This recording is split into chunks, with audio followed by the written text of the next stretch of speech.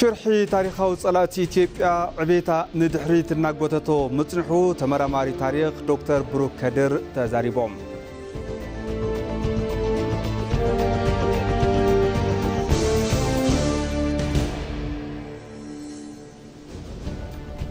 كاب زينو صاي سراوت أمريكا بباسفيك وقيانوس سابلعلي جلبا أزواورت معون حشيش بزوصدو متكعتي كلتا سبات كم زموتو تقليسوم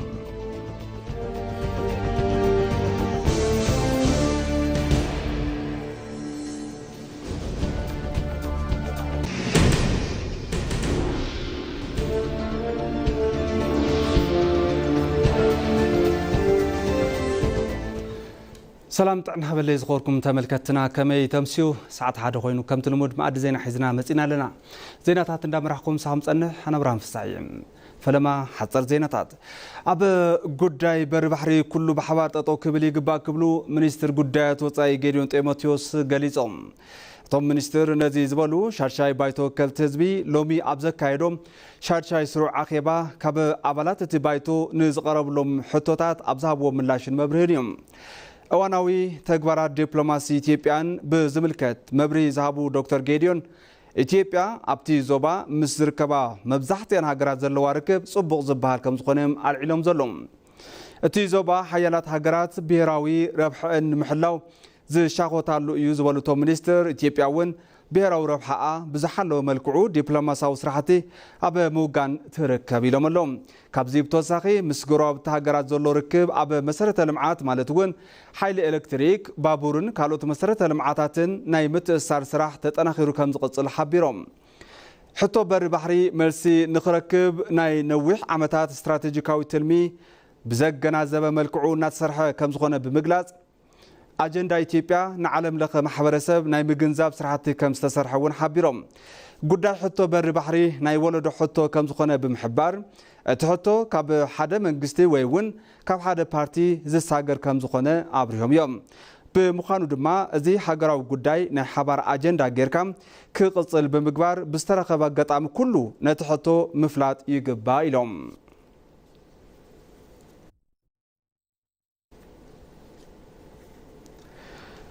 ببلان استسرحوا مأخلات قصر عمدتات زلاق المعات كتما يوم كبلام منستر كتمان مسارة المعاتن ويزروج آلتوساني تزاريبان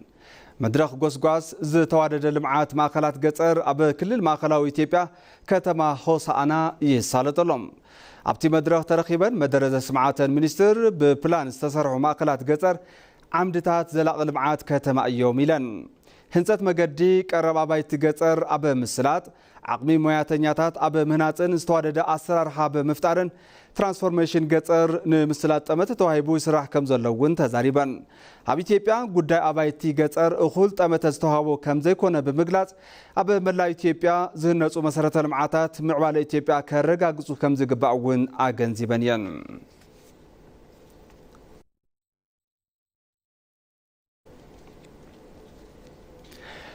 حيل إلكتريك تبصحنت عوت النت استراتيجي ديجيتال إثيوبيا عسرا سلاسة نمسفح يسرح علقو كبل منستر ماين إنرجين أفليتلهم أبتي منستر وانا فتامين حبريتا إلكتريفيكيشن إنرجين مسفن دابا كمزبولو أبز حالف شوعات عماوتي ببهراوي بروغرام إلكتريفيكيشن لعلي كلتا مليون مرح تسدرا حيل إلكتريك نكرخبو كمستقبر قليسوم اللهم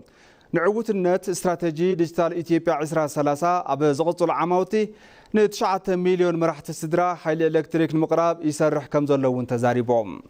كاب بهراوي جريد رحقوب نزركو كابتات بسدران محبر سبن درجام تكنولوجي سولار إنرجي تبصحينا مقبار شتو كم زلون تزاريبهم اللهم بمسارة زي أب حدا كبابي كساب حدا ميتي مرحتي سدرا زتقوم له حيلي سولار إنرجي ناي مقرب سرعتي تجبراوي كم زجبرو جليسهم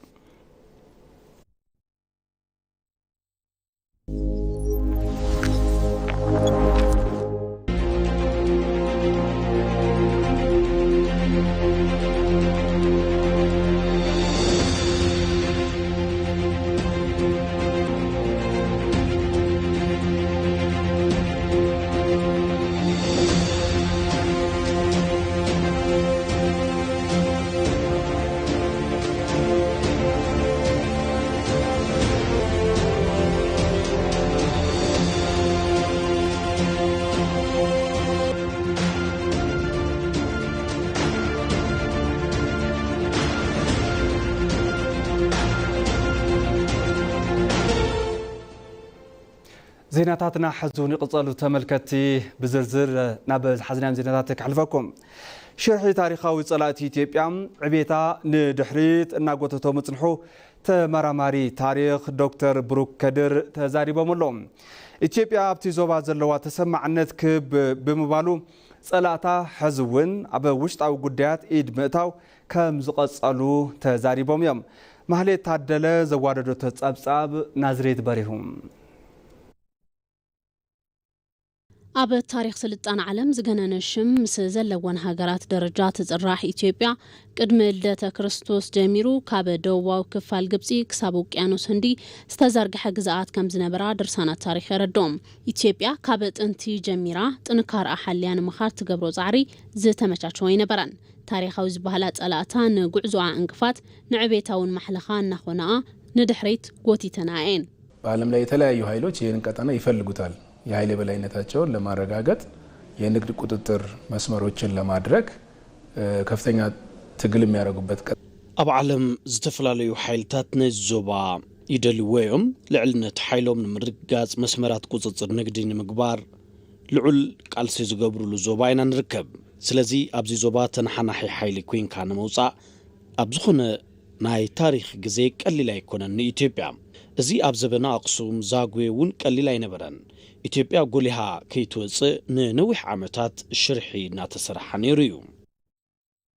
ኣብ ጂኦፖለቲካ ዓለም ተደላይነቱ ካብ እዋን ናብ እዋን ዓበይ ዝመፀን ሓያላት ሃገራት ሓዊሱ መዕረፍ ዓይኒ ብዙሓት ዝኾነ ዞባ ቀርኒ ኣፍሪካ ተሰማዕነት ኢትዮጵያ ክብ ምባሉ ድቃስ ዝኸለን እዘን ጸላእታ ኣብ ውሽጣዊ ጉዳያት ከይተረፈ ኢድ ብምእታው ፈተና ምዃነን ቀፂለን እየን በአካባቢ ነገስታት በየአካባቢው ተነስተው በሚያደርጉት ግጭት አማካኝነት የውስጥ ጥንካሬ እንዳይኖራቸው በመስራት ነገስታት ተከባቢ ተላዕሎም በብኸባቢኡ ብዝገብርዎ ጎንፂ አቢሉ ውሽጣው ጥንካሬ ከይህልዎም ብምስራሕ ሓዳብ ልዕልቲ ሓደ ክልዓል ብምግባርና ኣብነት ሕቶታት ምንጻል በብኸባቢኡ ንክልዓሉ ነቶም ተገንጸልቲ ቦታ ብምሃብ ናይ ዓርስኻ ቁስሊ ንምሕካም ህዝቢ ብምንቅስቃስ ኣብ መንፈስ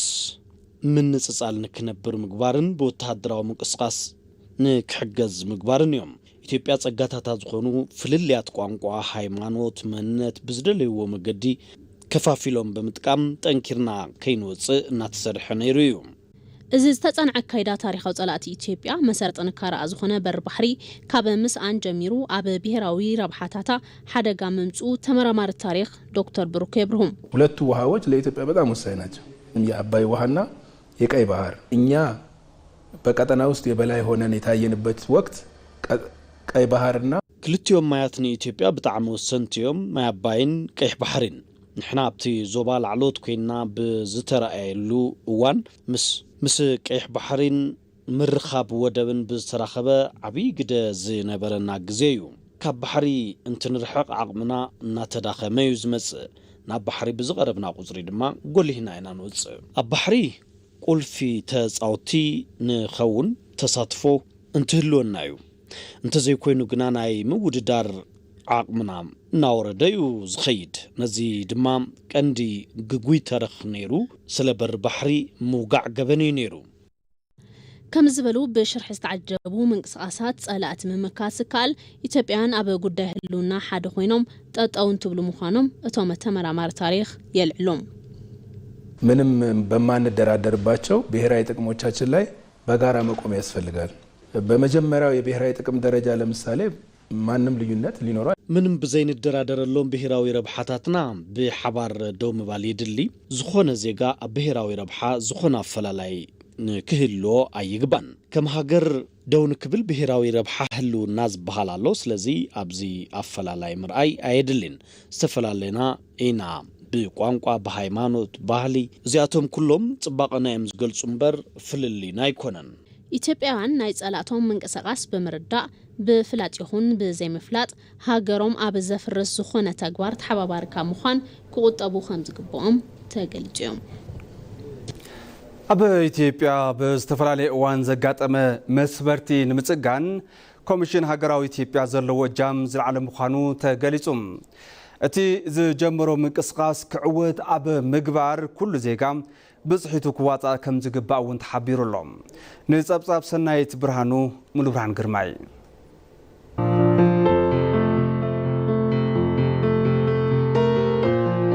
أمانكو زيغاتا زفترو مسارتاوي أفلالي حسابات بالسلطنة منقد بمفتاح قصان لزلو سلامن بيرو مردا بمفتار تأنكور هاجر منقستين مناز كابزا خلو قدات تحدا هاجراوي زاتيو أب إثيوبيا ونسور سادرو هاجراوي زي مرداتن قنصتاتن مفتاح أركين متأمان خفتار كوميشن هاجراوي زاتا تتأيشيو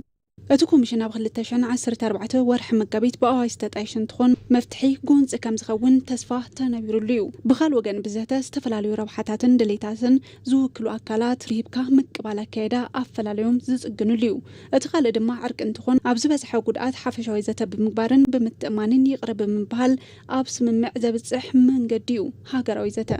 أون النزين سباتوش بويت انتأجن سنل حزي نزوم سبراتات نصقنوم تنبل زته زلو ربح بمردايو زته ني ايثيوبيا منتايد ليا زبلو من مسمن تصاليو زته زدلي زبل حتو زلعل سبات تهاليوم علامه زته حونت نمتنخاريو كمونغو بهيرات ቋንቋታትን ባህልታትን ካብ ዘለው ጽልኢታትን ንላዕሊ ሕውነትን ሓበራውነትን ስለዝበዝሕ ነዙይ ንምምጻኢና ንጽዕር ዘለና ሓደ ሓሳብን ሓደ ወገንዘተ ዝገብረሉ ጥራይንተ ይኾነ በባጀንዳው ዝተፈላለዩ ሓሳባትን ድሌታትን መሰላትን ዝውክሉ ዘተ ዝገብሩን ዝተፈላለዩ ክፋላት ማሕበረሰብ ዝሳተፍሉ ጎንጺ ከም መሰረቱ ንምጥፋእ ስግግር ፖለቲካን ዲሞክራሲን ምስላት ከም መሳርሒ ይጠቅም እዩ ሃገራዊ ዘተ ዋናው የሀገራዊ ምክክር ዓላማ እነኚህ በየቦታው ያየናቸው ግጭቶች እና ጭራሽ ወደ ጦርነት ያደጉ ቀንዲ ዕላማ ሃገራዊ ዘተ በብቦቱ ዘለው ጎንጽታት ናብ ኩናት ዘዓብዩ ዘይምርድዳት ንመወዳእታ እዋን ብዝካል ብርኪ ምፍታሕዩ ስለዚ ጉባኤ ሃገራዊ ዘተ ክጅመር ይግባእ ዝብል እምነት ኣለና ካብ ክልል ትግራይ ወጻኢ ኣብ ኩሎም ክልላት ምስ ዝተፈላለዩ ክፋላት ማሕበረሰብን ኣቦታት ሃይማኖትን ሽማግለታት ዓዲን ምስ ዝተፈላለዩ ፓርቲታት ፖለቲካን ማሕበረሰብ ዲያስፖራ ኣጀንዳ ናይ ምፍላይን መረፃ ተወከልቲ ምስላት ከም ዝተኻለ ካብቲ ኮሚሽን ዝተረኸበ ሓበሬታ ይመላኽት ከም ሃገር ቀጻልነት ዘለዎ ሰላም ንምርጋጽ ንኹሉ ዘሳተፍ ሃገራዊ ዘተ ንምስላት ኣድላይ ምዃኑ ይለዓል እዩ ነዚ እውን መንግስትን ኩሉ ማሕበረሰብን ዝምልከቶም ኣካላት ብጽሒቶም ክዋጹ ይግባእ ጉዕዞ ምዕባለ ኢትዮጵያ ንምትዕንቃፍ በታሪክ ዝተፈላለዩ ዓውድታት በስፍሓት እኩይ ተግባር እናፈጸመት ዝመጸት ግብጺ መልክዕ ሽርሓ እናቀየረት ብሔራዊ ረብሓ ኢትዮጵያ ንምትዕንቃፍ ጻዕርታት እናገበረት ትርከብ መንግስቲ ምድማር እዚ ዕላማ ክፈሽል ብምግባር ኩለንተናዊ ዕቤት ሃገር ንምርግጋጽ ብትግባር እናተሰርሐ ይዝርከብ ኣባዲ ደመቀ እዋኑ ብሽሕን 1954 ዓመተ ምህረት እዩ ኤርትራ ብፌደሬሽን ካብ ኢትዮጵያ ከይተነጸለት ናጽነት ሲናይና ዝብል ሕቶ ኣብ ዝበርትዐሉ ግዜ ነበር ፕሬዝደንት ግብጺ ገማል አብዱል ናስር ዕጡቃት ጉጅለ ጀብሃ ኣብ ግብጺ ቢሮ ብምሃብ ብረት ዓጢቆም ስንቁቃጺሮም ክብርትዕ ገበሩ ሓርነት ኤርትራ ናብ ዝብል ዝተለወጠ ገንጻል ጉጅለ ዕጡቅ ጀብሃ ኤርትራ ብምግንጻል ኢትዮጵያ ብዚ ኣፍ ደገ ባሕሪ ክትተርፍ ገበረ ካብ ዘመነ ባዕዳው መግዛእቲ ዝጅምር ኢትዮጵያ ናይ መንብርካኽን ምዕንቃፍን ጉዕዞ ሽርሒ ግብጺ ክሳብ ሕዚ መልክዑና ቀያየረ ተጠናኺሩ ዝቅጽል ዘሎ እምበር ኣይተረፈን ግብጻውያን ክፍፍል ፖለቲካ ኢትዮጵያ ከም ጽቡቕ አጋጣሚ ብምውሳድ ማይ አባይ በብሕታውነት ንምውናን ከም ዕድል ይጥቀሙሉ አንጻር መንግስቲ ንዝስለፉ ጉጅለታት በገንዘብን አጽዋርን ሓገዝ ብምግባር መፈጸሚ ስውር ሽርሖም ይገብርዎ በአገራችን ያሉትን የሽምቅ ተዋጊዎች ኣብ ሃገርና ዘለው ዝተፈላለዩ ዕጡቃትን ጉጅለታትን ብምሕጋዝ እቲ ከባቢ ሰላምን ምርጋን ክስእን ምግባር እዩ ፍጻመ ህንጸት ዓብይ ግድብ ዳሰ ድቃስ ዘስኣኖም ግብጻውያን ኢትዮጵያ ኣብ ቀይሕ ባሕሪ ዘለዋ ሃገራዊ ረብሓን ምርግጋጽ ዝጀመረቶ ዲፕሎማሲያዊ ጻዕሪ ንምትዕንቃፍ ቀትርን ለይትን ኣብ ምስራሕ ይርከቡ ካብ ሻዕብያ ክሳብ አልሸባብ ኢሉውን ክሳብ ኢስላሚክ ኮርት ናዕብን ጎንጽን ምፍጣር ኣብ ልዕሊ ኢትዮጵያ ዝተኻየዱ ተደጋጋሚ ፈተነታት ኣብነት እትሽርሖም እዩ የወጡ ግሩፖችን የማደራጀት የሚደግፉት ግን ለነዛ ዝተፈላለዩ ጉጅለታት በመውዳብ መንግስቲ ኢትዮጵያ ንምድኻም ሜላዮም ዝስዕቡ ኣብ ዋን ጃንሆይ ደርጊ ህወደግ ኢሉን አብ እዋን መንግስቲ ብልጽግና ዝኽተልዎ ዘለዎ ስትራቴጂ ዝተፈለየ ኣይኮነን ተመሳሳሊ ሽርሕዮም ዝፍጽሙ ዘለዉ ጉዕዞ ኢትዮጵያ እናተጠናኸረ እንትመጽእ ሽርሒ ግብጺ ኣብ ልዕሊ ሃገርን ዜጋን ፈተና እናኾነ ምምጹ ዝሓለፉ ዓመታት ይምስክሩ ህዳሰ ሓውልቲ መላእ ኢትዮጵያውያን እምበር ዝባኽን ሃፍቲ ተፈጥሮ ኣይኮነን ብዝብል በርቲዓ ኣብ ዝሰርሐትሉ እዋን ህንጸት እቲ ግድብ ንምትዕንቓፍ ዕጡቓት ብምልኣኽ መስዋዕትነት ኢትዮጵያውያን ዝተኸፈለሉ ምኽንያት ውጽኢቱ ሽርሒ ግብጺ ክሕደት ባንዳታት ምዃኑ ዝእመን እዩ እያንዳንዱን ዕቃ ከጅቡቲ እዚህ ማምጣት ለወራት ሕድሕድ ናውቲ ካብ ጅቡቲ ንምምጻእ እዋንን ሓለዋን የድልዮ ነይሩ በብኸባቢው ኣናእሽተይ ሓሳባት ዘለዎም ጉጅለታት ልኡኽቶ ለኣኽቶም ንምፍጻም ብዙሓት ፈተነታት ተገይሮም እዮም ደምን ረሃፅን ኣፍሲስና ንጣብ ማይ ንቑም ነገር ዘውዕልናሉ ቦታ እዩ ኢትዮጵያ ኣብ ክባ ሓጺርካ ክትሽምድመድ ምፍሓስ ጠጠው ኣይበለን ብሓሳብ ተፈልዮም ዕጥቂ ዘንገቡ ጉጅለታት ደጊፍካ ልኡኽቶ ዕንወት መሃብ እውን ኣይተረፈን ኣብ ክልል ኣምሓራ ኮነ ኦሮሚያ ዝንቀሳቐሱ ዕጡቓት ጉጅለታት ካብ ግብጺ ብዝስፈረሎም ስንቅን ዕጥቅን ኢትዮጵያ ምውጋእ ቀጺሎም ኣለዉ ዕላማ እዚ ሽርሒ ዝተዳኸመት ዝተሸራረፈትን ዝተበታተነትን ኢትዮጵያ ንምፍጣር እዩ እዚ ዘይዕወት ሕልሚ ምዃኑ ድማ መንግስቲ ምድማር ብተግባር እናገለጸ ይርከብ ኢትዮጵያ ዓቕሚ ቴክኖሎጂኣ ብምምዕባል ሓደሽቲ ቴክኖሎጂታት ምስ ፈጠራ ዓለም ብምውዳድ እናሰራት ከም ትርከብ ተሓቢሩ ኣሎ ኣብ ኢትዮጵያ ዝህነጹ ዘለዉ ፓርክታት ቴክኖሎጂ መናእሰይ ዓቕሞም ተጠቒሞም ንኽሰርሑን ሃገር ከሳግሩን ዘኽእሉ እዮም ተባሂሉሎም ድሃብ ያሲን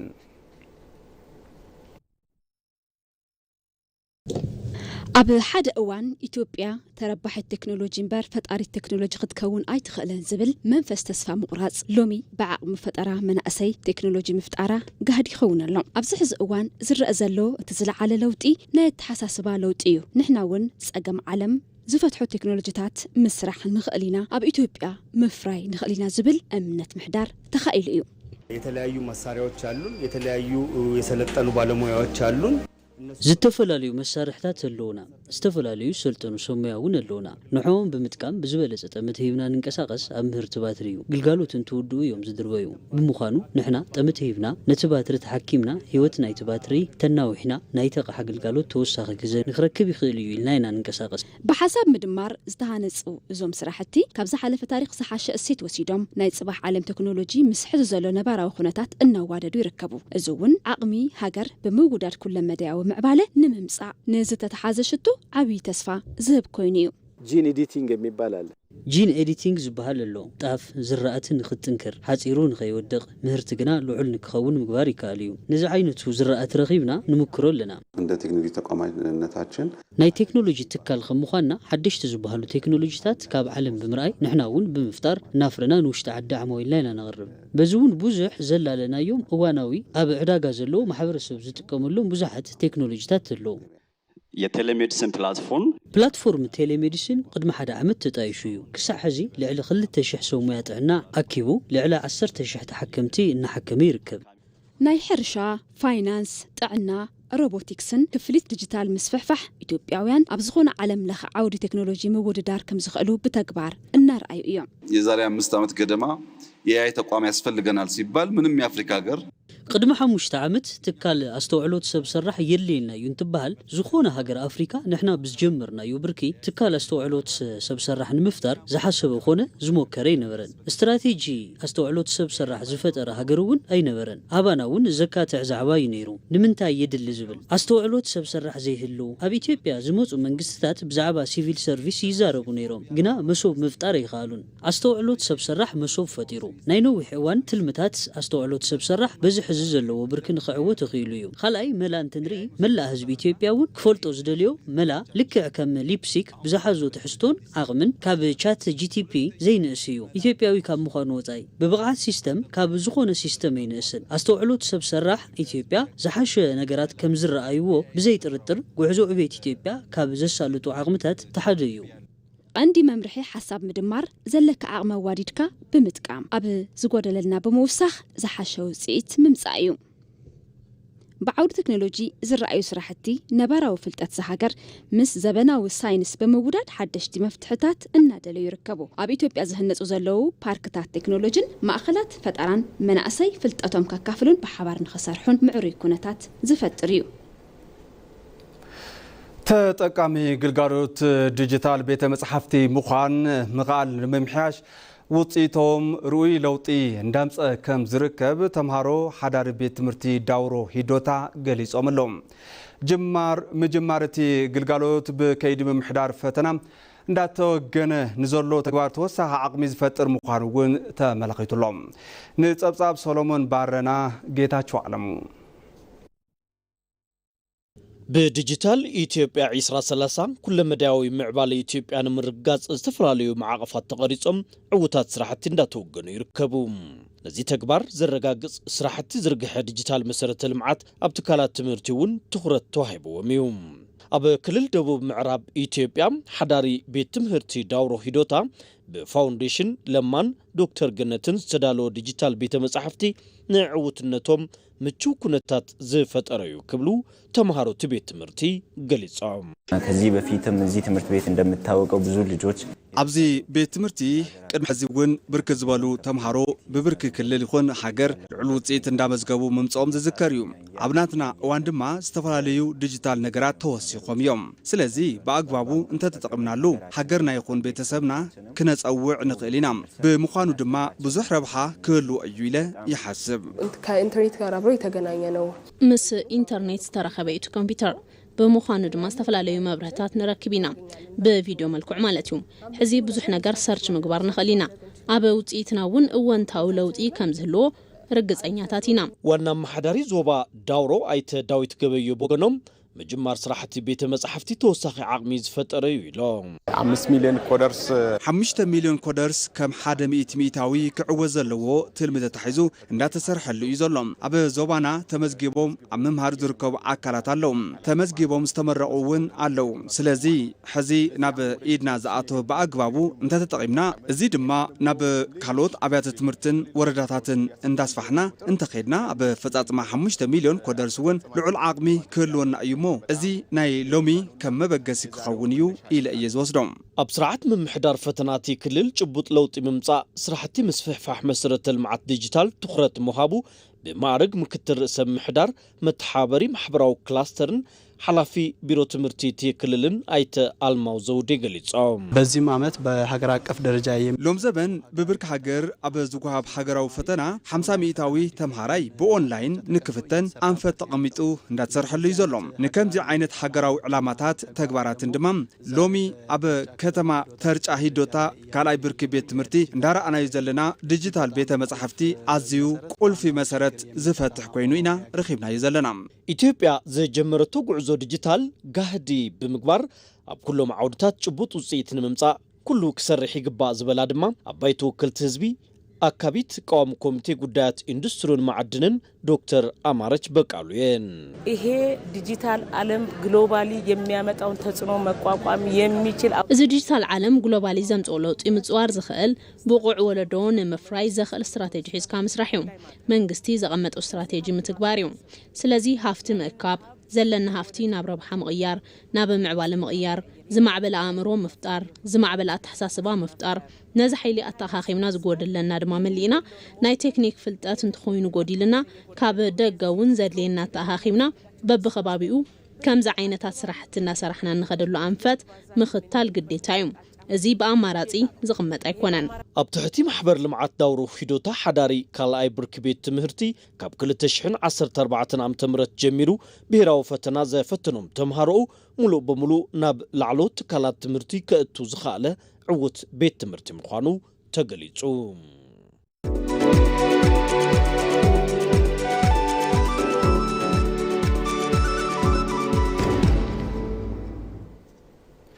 زين عداقا يقصل نتا زوبا نقدي دريداوا سرعات نقدن لوجيستيكس إثيوبيا أب مكلطاف تسفا زبوطيتات ناتر إلو كم زخونم وانا فصامي سرا كوربوريشن لمعات باركتات اندستري سايتاغسو غليصوم اتي كوربوريشن اب زوريا نتا زوبا نقدي دريداوا اب قصالي نسالطو سرعتي ግልጽነት ንምፍጣርን ሰብ ሃፍቲ ኣብቲ ዞባ ብሰፊሑ ንክሳተፉን ንምትብባዕን ዝዓለመ መድረክ ምክክር መዳርክቲ ኣካላት ይካየደሎም ዋና ፈጻሚ ስራሕ ኮርፖሬሽን ልምዓት ፓርክታት ኢንዱስትሪ ፍስሓይ ታገሱ ኣብቲ እዋን ከም ዝበልዎ ነፃ ዞባ ንግዲ ድሬዳዋ ናብ ሙሉእ ትግበራ ካብ ዝኣቱ ዋላ እኳ ገና ሓደ ዓመት ዘይመልኦ እንተኾነ ስርዓት ንግድን ሎጂስቲክስ ነቲ ሃገር ኣብ ምቅልጣፍ ግና ተስፋ ዝህቡ ውፅኢታት እናተረኣየሉ ከም ዘሎ እዮም ገሊፆም ዘለዎም ኣብ ዝቕፅሉ 5 ዓመታት ከባቢ 4 ቢልዮን ዶላር ፍርያት ብነፃ ዞባ ንግዲ ድሬዳዋ ኣቢሎም ንምስላጥ ሽቶ ተታሒዙ እናተሰርሐ ከም ዝርከብ እውን ተዛሪቦም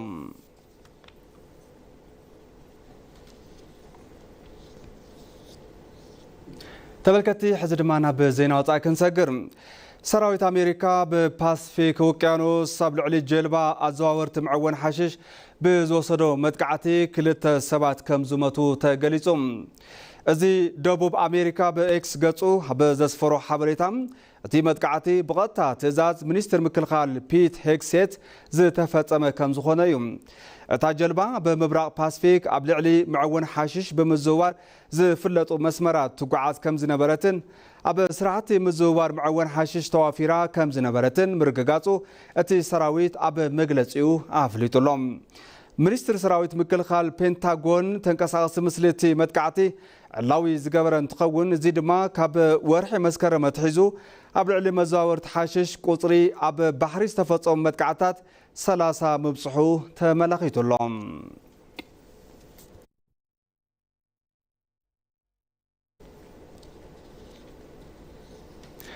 ተመልከቲ ኣብ መወዳእታ ቀንዲ ዜናታት ዝዕለት ከዘኻኽረኩም ኣብ ጉዳይ በሪ ባሕሪ ኩሉ ብሓባር ጠጠው ክብል ይግባእ ክብሉ ሚኒስትር ጉዳያት ወፃኢ ጌዶን ጢሞቴዎስ ገሊጾም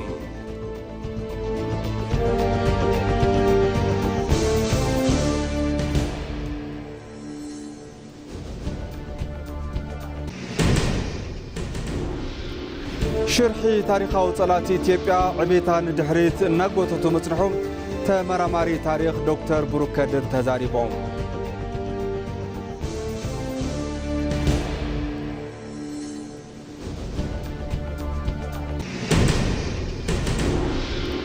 ካብ ዜና ወፃኢ ሰራዊት ኣሜሪካ ብፓስፊክ ውቅያኖስ ኣብ ልዕሊ ጀልባ ኣዘዋወርቲ ምዕወኒ ሓሽሽ ብዝወሰዶ መጥቃዕቲ 2 ሰባት ከም ዝሞቱ ተገሊጹ ባርከስ ተመልከቲ ማዕድ ዜና በዚ ዛዚምና ስለምክታልኩም ኣዚና ንመስግን ሰላም